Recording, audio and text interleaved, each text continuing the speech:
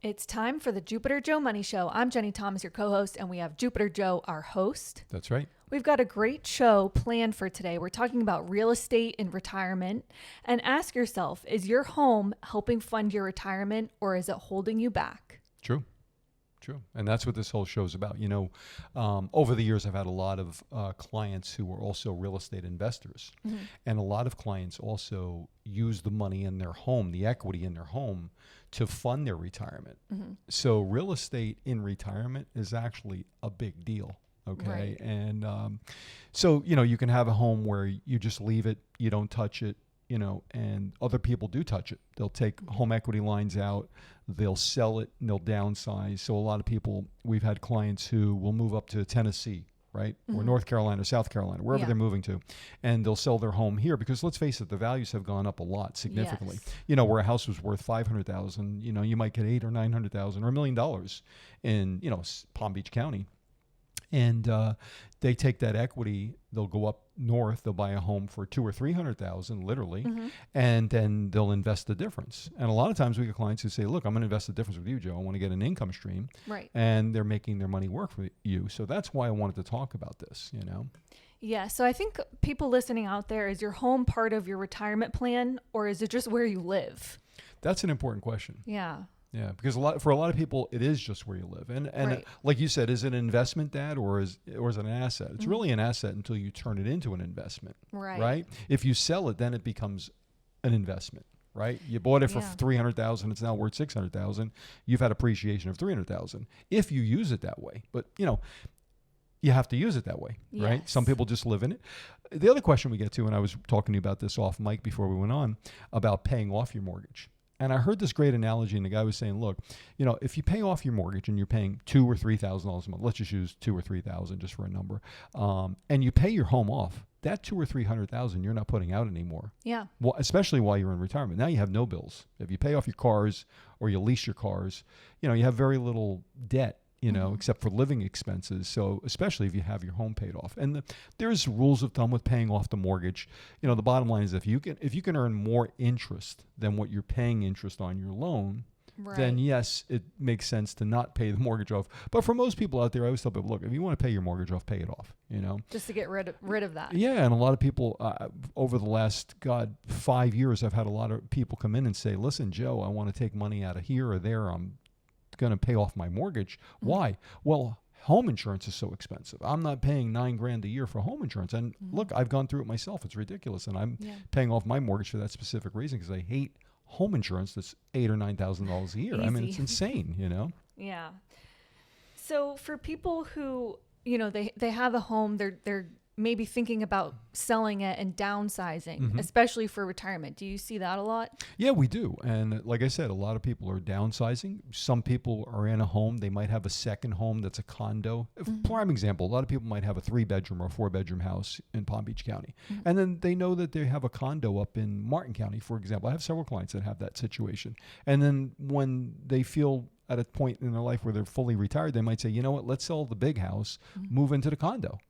And they're downsizing their expenses and they're downsizing their life. They're going from a 4-bedroom house, you know, into a 2-bedroom condo, you know, and there's nothing wrong with that. And then you can take the equity from that other house, invest it, and make an income stream coming in from that money. And that's the key to this stuff.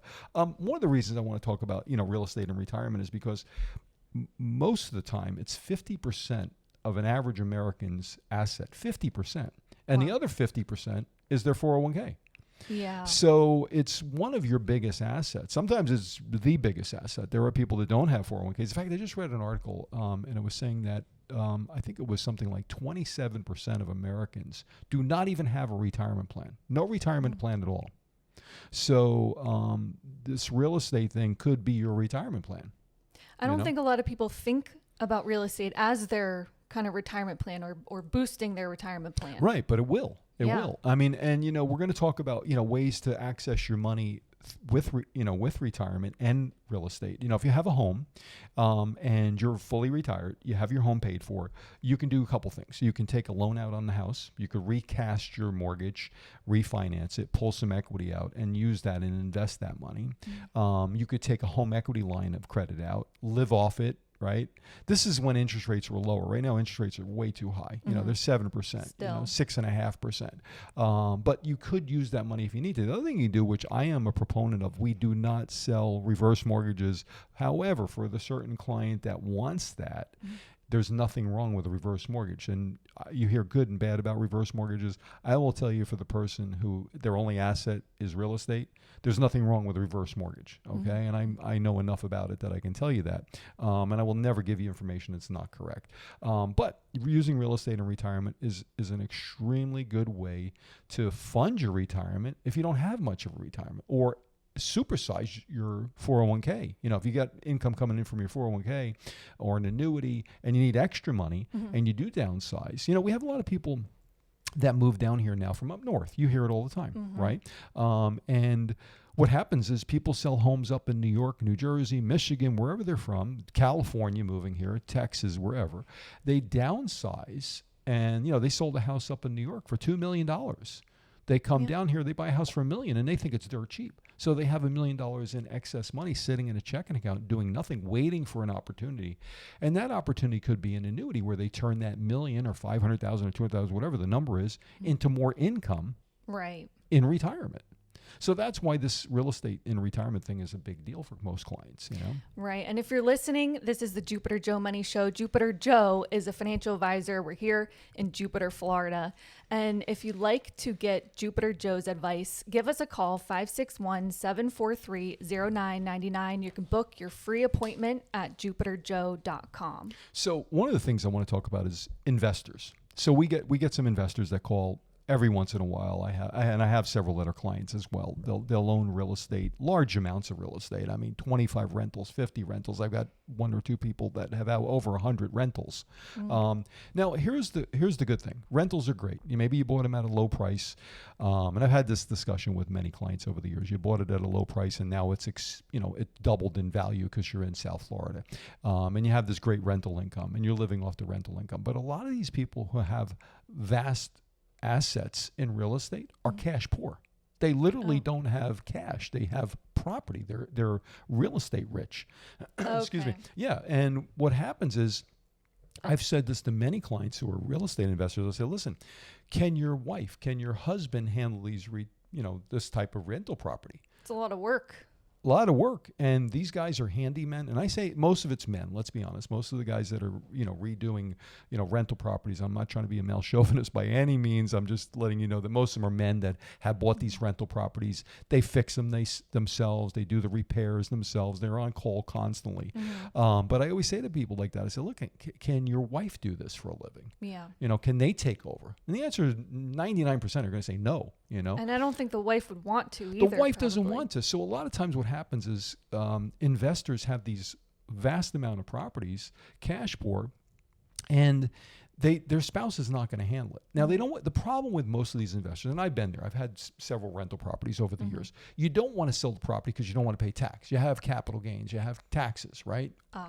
So you don't want to pay taxes. So a lot of times they'll do a 1031. They'll up their property. There's a lot of things you can do, but the biggest problem for most people is when you die, yes, your family gets the stepped up basis, meaning you don't pay the tax. If you go from $1 million and it's now $2 million and your wife gets it, she doesn't pay tax on an extra $1 million.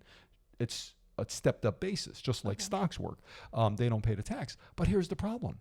She's probably going to sell that property at a discount, because she doesn't want the property. Wants to get rid of it. She wants to get rid of it. So you're going to sell it at a discount. If they know it's a fire sale, people who are buying are going to pay less. So understand that taxes, and this is another thing I always have a little bit of a problem with. I hear people all the time, I watch it on the internet, I hear people saying, I don't want to pay taxes. I just had this conversation with a neighbor of mine, and she's from Long Island, New York. Sherry, you know Sherry. Yeah. Anyway, our little dogs play together. And I was talking to her. I told her, I said, we started talking about money, and she says to me, she says, we had to buy this or that. And I said, thank God you had the money to do it. She goes, yeah, but it cost me taxes. You know what I said to her? I said, thank God you're paying taxes. She says, why is that? I said, if you don't pay taxes, that means you don't have any money. Right. The people who complain about paying taxes have money, if you're paying taxes, that's a good thing. I hear people say, RMDs stink. Why?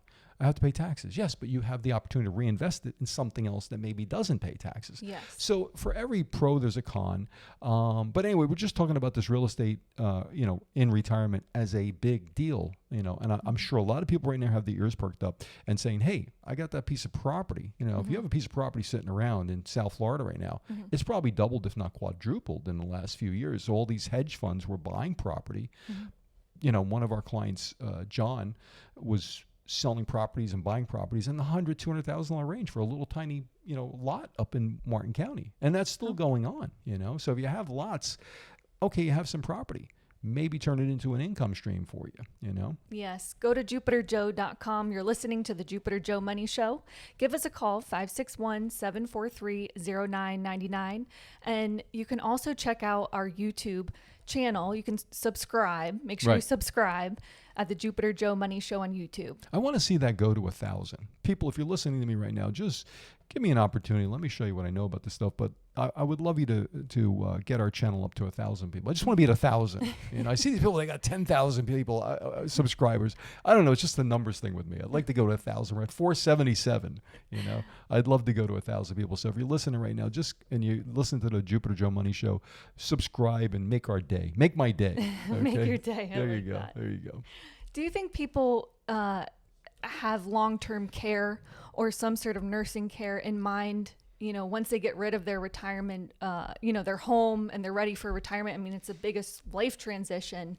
Do you think they don't think about long-term care or protection that wise? I think a lot of people have it in the back of their mind at 65, 67, 70. We're going to talk about ages, what it means in our next show. Yeah. But yes, I think a lot of people should have long-term care, but it's expensive. Yeah. So, getting back to the products that we do, annuities, a lot of our annuities have the income doubler. For nursing home, home health care, or any kind of a chronic illness, you can't perform 2 of your daily activities. It doubles your income for 5 years. Yes, we have those products. And I think more people are inclined to buy that than they are to pay $10,000 or $7,000 a year for a long-term care policy that they may not use. The other thing about having a home with long-term care, look, nobody wakes up and says, I heard this, and I love this saying, nobody wakes up one day and says, I want to go in a nursing home. Nobody ever wants to go to a nursing home, right? No. So let's get that on the table here. Nobody wants to go in a nursing home. So most people, what happens is they have an illness of some sort that they can't perform a daily activity, and then they usually hire somebody and they live at home, at home healthcare. So that's what they do, and they have people come in and take care of them. So that's the other reason you want a home that's accessible to caretakers, caregivers. Yes. And so your home can play a big part in your retirement planning, and unfortunately, long-term care or home health care is part of that process, Yeah, and I was just thinking, you don't want to move at 80. No. You'd rather move when you're in your maybe 60s. Yeah. So it's kind of like you need to plan this ahead. Yeah. Where you're not too old to be moving. Exactly. Here's the other thing I was going to talk about. So I have a mutual friend. You know who they are. I won't say it's a girl or a boy. I don't want to get myself in trouble here. But anyway, they were talking to me, and they have rental properties. And they said, Joe, I'm thinking about selling some rental properties and buy an annuity from you, an income annuity. And we started doing the math, and I'll just make up numbers right now because I don't have the exact numbers, but we can run this for you specifically. So this gentleman or girl has a $250,000 condo, and they're getting $2,500 a month, we'll say, in rental income. So it's worth $250,000 in cash if they sold it. But they're getting $2,500 a month. Okay. So I ran the numbers, and let's say we put the whole $250 in an income annuity, they're going to get $2,200 a month.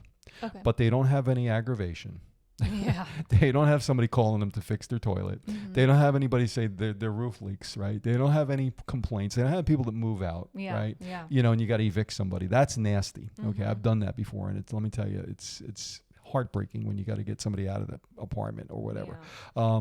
But thinking about how to make money with your property specifically is something we can do for you. If you're tired of all the crap that goes along with rental properties, turn it into an income stream. An annuity is an income stream, just like a property is. Right. You just have to know the numbers. right? We did that recent show, Know the Numbers. It's the same thing with this real estate game. It's a numbers game. That's all it is. So we did a lot of rental properties. You know, growing up, we had plenty of rental properties. I had you out there weeding different Yeah, it places. was a nightmare. It is what a I nightmare. remember. It is a nightmare. It's good and bad. The only good time is when you sell it, right? Doing all the crap you got to do, it's not good. So I think for anybody listening right now, I think, understanding how this real estate works with your retirement. Once you understand that is part, think about it. I'm not making up these numbers. 50% of Americans, that their biggest asset is going to be their home. And how do you get equity from it? Look, I'm thinking about the same thing down the road. Right now, I don't need that money. However, let's say an event happens and you run out of money. I play golf with several wealthy people, and the one guy said to me, "Look, Joe, no matter how much money you have, and he's worth millions, and he said, and I mean significant millions. He said, no matter how much money you have, if things happen and things go wrong, you can run out of money quickly." Right. And that's the fear I have, and I know all my clients do. And that's what Susie Orman doesn't understand. People buy annuities for one reason. They don't want to risk their money. Yeah. They're not risky people. In fact, I was talking about this to somebody, and whoever you're talking to and client across from our desks, they really think that their 401k is safe. They really do. They don't understand how risky their 401k is. And yes, the market's going up, but it has been a volatile market this year. Oh, yeah. Up and down, up and down. You know what some of the stocks you have. And the one thing, like your mom, my wife, we'll talk about stocks. I'll say this one went up, this one went down. She doesn't want to hear anything going down, by the way. Yeah. She freaks out. But she'll ask me, how's the annuities doing? Joe. And I'll go, they're great. There are no problems. Okay, we should buy more of those. She's telling me I should buy more annuities. That's how she is. But I understand that fear. And the fear of running out of money is an actual real fear, So you got to make sure you know about these things. So what would you do if your home doubled in value? What would you do? Would you sell the home? Would you stay in it? It's a very personal answer to that question. I don't know. I mean, you got to put yourself in that question. How old are you? Yeah. If listen, I have clients that I had a lady come in here probably 3, 4, 5 years ago. I don't remember. And she has 2 daughters. And by the way, it could be a male, could be a female, could be 2 daughters, could two boys, whatever. But this person came in and she said, Joe, she said, I have this big house, and it was like 8,000 or 9,000 square foot. And she says, I'm living in it. And she says, we don't know why. We're 3 people and we're living in this 9,000 square foot home. Her husband had passed away, or the wife passed away, whatever. Things happen. So I think when those life-changing events happen, that's when you have to make an ultimate decision. Do I sell the house? Do I downsize? We're going to talk about our next show. It's important about ages. People hit a certain age, 65, 67, 70, and they say, hey, I've had enough of living in New York. I want to move to Florida and I want to retire down there. I want to stop everything I'm doing. So it is a certain age you might hit, or a certain life style you want, that you want to live a better life or a different life than what you're living. And I get that. I understand that. We've downsized from a 2-story big home to a smaller 1-story home because my wife has an issue with her legs. But it's a lifestyle change, and sometimes you have to make those decisions in life. And it's selling the property or taking some equity out and investing. There's guys who tell you to do that. They'll tell you, take your equity out and invest it. I'm not one of those people. I don't profess it. I think your home should be the last resort for taking money out. But what I'm talking about is somebody that does sell a home because they have to downsize, because they don't have a retirement plan. So then your real estate is your biggest asset, right? Yep. You don't have a choice. So it sounds like it really depends on what your personal goals are, your lifestyle, and maybe even the legacy you want to leave to maybe your kids or your spouse. True. And that's the deal. I mean, like in our situation, we're going to leave you guys the house, and there's 3 kids, and you'll divide it by 3 and you'll sell the house. Hopefully that's what happens. But if I need that property for income, I'm turning that sucker into income. You guys are goodbye. But that's basically how it works, for a lot of people. And you just don't want to be put in that situation. Here's what I will tell anybody listening. You don't want to be put in this is how planning works. You plan now, so when that event happens, you don't have to make harsh decisions. Yes. And unfortunately, that's what people do. I don't want to go in a nursing home. Well, if you wait until you're 90 and you have issues and you don't tell your kids exactly how to do this and plan for it with money, most likely you're going to end up in a nursing home instead of staying home and having somebody take care of you. And I know it's a sad story. You know, I wrote in my book years ago, people go through life with rose-colored glasses. And for most people, the rose-colored glasses work like this. That's not going to happen to me. Well, maybe it won't. And here's how you don't have it happen to you. You plan for it. Yes. You plan. What if this happens? The what ifs. There used to be a commercial called the what ifs. What if this happens? What if that's the kind of game you have to play with yourself. What if this happens? Do we sell? Do we buy? Do we do this? Do we have this money over here to protect us? You know, long-term care is only about one thing, money. Do you have enough money to survive if you go in a nursing home? Now, if you have a lot of wealth, you have no problems, right? Because money's taking care of things. Yes. You know, if you're sick, you're going to have all the help you need, you know. However, if you have to pretend you're poor, now you got to get rid of assets. And they have a 5-year look back. So these things take planning, and that's what we do for our clients. I would say anybody out there listening, give us an opportunity to let us show you what we know about this stuff. Let me earn your business. You know, that means let me show you the things that we can do for you. Let me show you how a lifetime income strategy works for a lot of retirees. In fact, the more I'm in this business, the more I learn about it. And I hear about people telling me, you know what, you need income. You know, I hear it all the time now. And you know what? It is important. And an income doubler is a big deal. When I talk to people about that, sometimes I don't think it's a big deal when I'm presenting it to clients. Hey, you put this much money in, you get this much money per month. And oh, by the way, if you get sick, it doubles. Right. Some people just stop me there and go, wait a minute, explain that again. How does that work? And they go, what's that doubler thing you just mentioned? And they go, you know what? We could use that. Hope to God you never use it. Yes. But it's there for protection. Well, if you compare that to the 401k, some people just keep the 401k and don't roll it over. And people should know that the 401k doesn't have this income doubler. Exactly. Neither does your pension. If you have a pension, it doesn't have a doubler. In fact, it doesn't go anywhere further than the spouse that you're leaving money to. You know, unless you're disinheriting somebody. I'll tell you, that's the worst thing you can do is disinherit somebody that you do. And disinherit means they don't get your money. Somebody called up and said, several people have said, what's disinherit? Disinherit means you pick an option that does not leave your husband or wife money. Disinherit your kids means your kids don't get money if you die. I got to talk straight to you. Zero. You get zero. You're in a plane crash, you and your husband, you have a pension plan. The kids don't get any money. You know, everybody wants to know that they're going to leave their kids money. Great. But know the things that can lose money and the things that cannot lose money. If you have a pension, it's not going to your kids. Period. Okay, I don't care unless there's some kind of pension I don't know about, which I probably do. Be very careful with your money, and the options you make can make you or break you. You know, that's so important, and I think that's one of the reasons. If you don't have Jupiter Joe's book, make sure you go to our website, get a free copy of it. It's called The Retirement Know-It-All, jupiterjoe.com. Or if you're ready to book an appointment with Joe, give us a call, 561-743-0999. Thank you so much for listening, folks, and I really appreciate the time you've given us today. Thank you. We'll see you next time on the Jupiter Joe Money Show.